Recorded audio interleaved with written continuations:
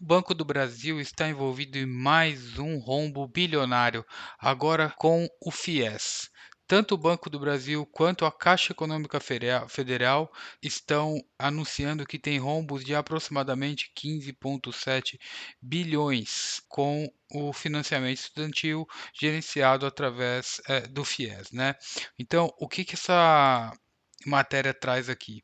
Que índices de inadimplência do FIES atingiram níveis extremamente preocupantes, né, e está afetando o balanço do Banco do Brasil e da Caixa Econômica Federal, né? O prejuízo, então, mais uma vez, ele atinge aproximadamente 15,7 bilhões, segundo o Fundo Nacional de Desenvolvimento da Educação, e esse cenário ele está colocando em risco essa sustentabilidade de instituições financeiras reforçarem a sua necessidade de reestruturar urgentemente esse programa de financiamento estudantil, que é voltado basicamente para as classes D e E. Né? Grande parte dos estudantes dessa classe D e E necessitam do FIES para concluir seu ensino superior, né? FIES que foi criado em 1999, tinha, na verdade, tem o objetivo de facilitar o acesso ao ensino superior, principalmente, como eu falei, de estudantes de baixa renda, né? Ele oferece um financiamento estudantil a juros reduzidos. O fato é que existe uma inadimplência absurda que foi computada e está sendo agora relatada tanto pelo Banco do Brasil quanto pela Caixa Econômica Federal. Entre 2010 e 2018, o Banco do Brasil foi o principal operador desse financiamento e a partir de 2018 passou a ficar basicamente sobre gestão da Caixa, né? Através do chamado novo FIES, com regras mais rígidas e limites de financiamento um pouco mais ajustados, né? Então aí, só para que a gente possa ter um pouquinho do tamanho desse rombo, né? De acordo com o FNDE, então, de 20 a 24, o prejuízo chegou a quase 16 bilhões de reais. Mas não para por aí, né? Ainda existem estimativas que o passivo do Banco do Brasil pode ultrapassar, pasmem, os 26 bilhões de reais. O Banco do Brasil administra 830, quase 840 mil contratos e 570, ou seja, mais do que a metade está inadimplente. Mas não é só por aí que se para, não. Tá? Na Caixa Econômica Federal, a situação é ainda pior, que acumula quase 1.200.000 contratos e 746 mil contratos estão inadimplentes, né? Apesar dessa gravidade, o banco está afirmando aí que tem aproximadamente 20 milhões, ou seja, não é que não tem nada, mas tem um montante ineficiente, que é muito abaixo do considerado necessário para cobrir a dimensão dessa dívida, né? Então, esse rombo ele tem efeitos diretos sobre o desempenho financeiro desses dois bancos públicos, né? Uma vez que isso atinge diretamente o balanço. Você eleva os seus índices de crédito e de provisão de devedores duvidosos, né? Ainda mais agora com as recentes regras que foram lançadas e adotadas pelos os bancos no Brasil de provisão para devedores duvidosos.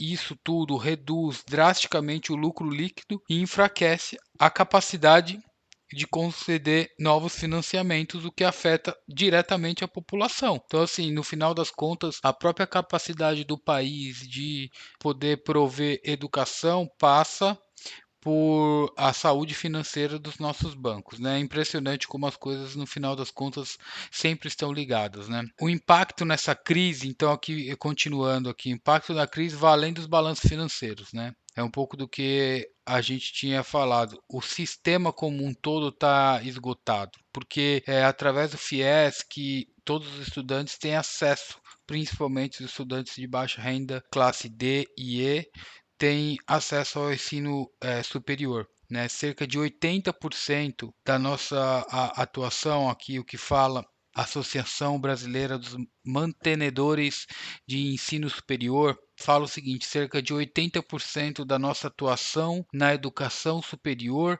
é voltada para as classes mais vulneráveis.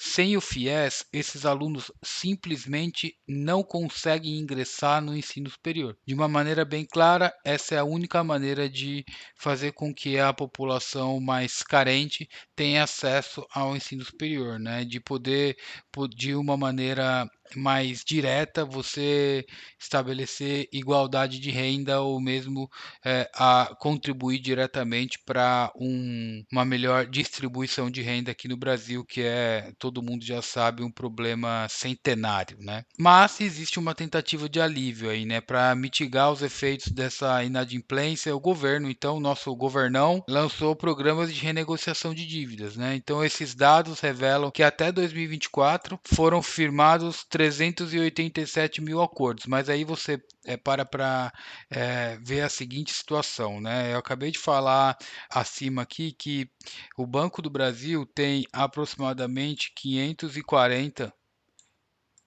mil inadimplentes.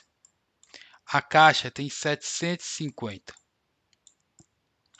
Você soma esses dois aqui, 4 para 5 fica 9, 5 para 7 fica 12, a gente tem 1.290.000 inadimplentes, contratos inadimplentes, para somente 387 mil acordos. Ou seja, por mais que a matéria aqui fale que existe uma luz no fim do túnel, essa luz ela é bastante tá bastante baixinha ainda, né? A gente não está vendo essa luz brilhar como ela deveria brilhar do ponto de vista de resolver efetivamente o problema, né? Que é, no final das contas, que diga-se de passagem, do governo. Esse é um problema exclusivamente do governo. Né? Esse programa ele está então oferecendo um financiamento de até 100% das mensalidades, né? Então é mais uma solução que o governo tem colocado aí. Então existe um outro efeito colateral dessa crise que é o aumento expressivo das ações judiciais relacionadas ao FIES. É claro, uma hora ou outra, se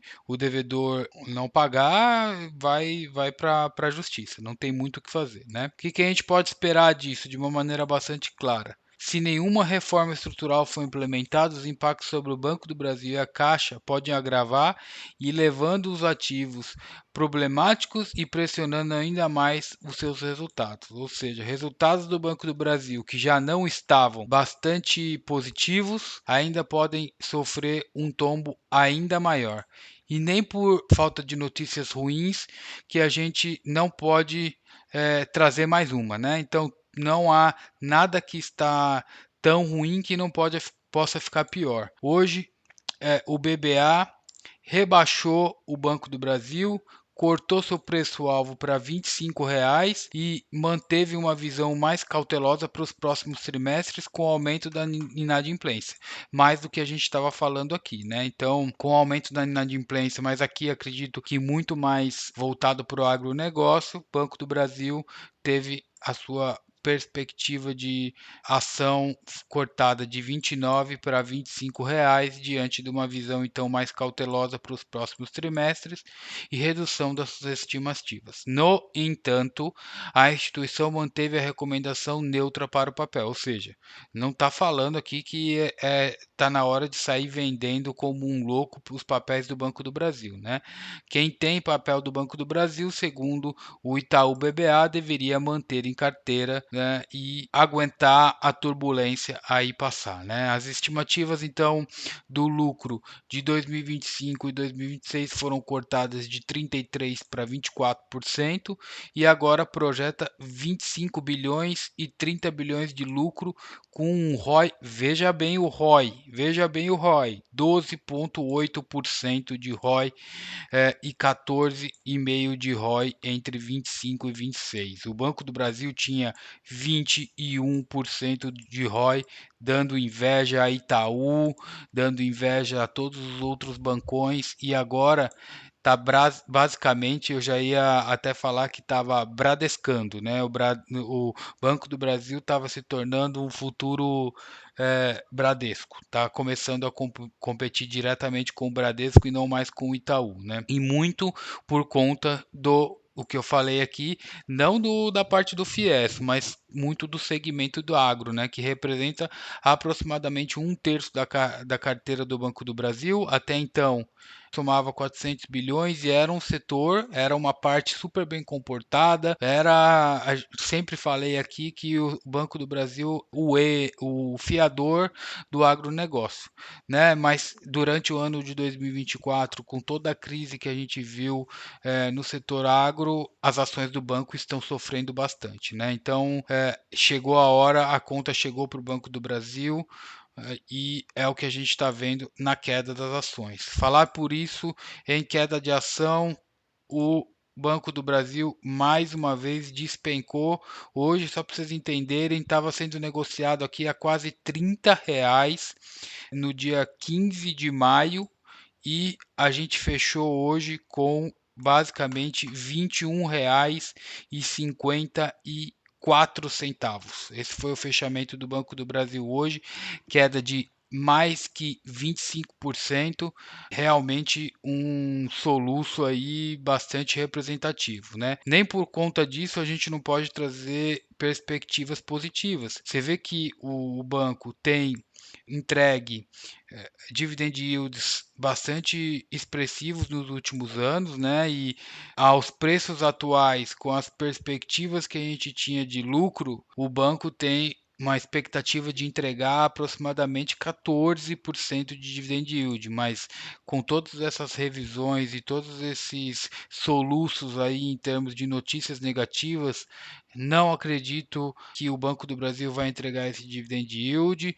Já estou planejando algo entre 8 e 10% para o ano de 2025, e aí, à medida que a gente começar a ver um pouco mais de melhoria no agronegócio, no segundo, no terceiro trimestre de 25, eu vou estar um pouquinho mais confiante para 2026, mas ainda preciso ver essa melhora e para isso, o anúncio de resultados do segundo trimestre, agora no dia 12 de junho, vai ser crucial. Tá, mas você me diz aí o que que você está fazendo para Banco do Brasil, se você está comprando, aproveitando essa queda de Banco do Brasil, se você ainda acredita que as ações vão cair e não está comprando, está mantendo na sua carteira que você tem, ou se você já desistiu efetivamente do banco e está vendendo e deixando a sua posição. Tá? É o que a gente tinha para o vídeo de hoje. Aproveita, deixa o seu like,